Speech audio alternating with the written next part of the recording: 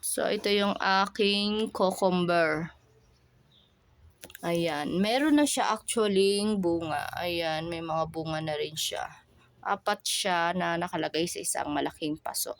At ito pa yung aking mga sibuyas. Sibuyas Tagalog. Masarap siya sa mga sauce, mga sausawan, toyo, suka. Yan. At saka meron din ako ditong blackberry na hindi pa siya namumulaklak. Hindi pa namumunga. Kabibili ko lang to eh.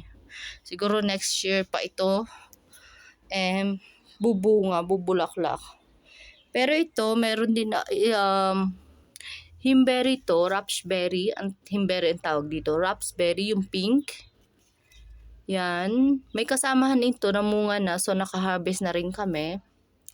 Tapos, ito yung blackberry. Meron na siyang bulaklak. Ayan, namumunga na siya. Iisa lang. Siguro next year marami siyang bunga.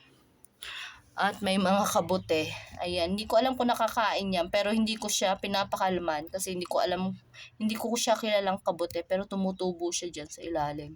Ang cute lang tingnan. Tapos yan yung mga kamatis ko pa rin. Ayan, marami akong mga kamatis.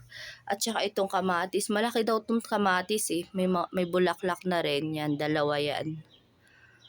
May mga bulaklak-bulaklak na. Ayan. Tapos ito din, yan. Yung schnittlauch na tinatawag nila dito. Sinamahan ko ng sibuyas Tagalog.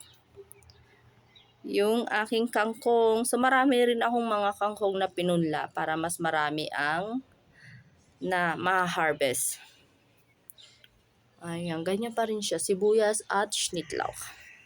Meron din akong 6 na mga mais.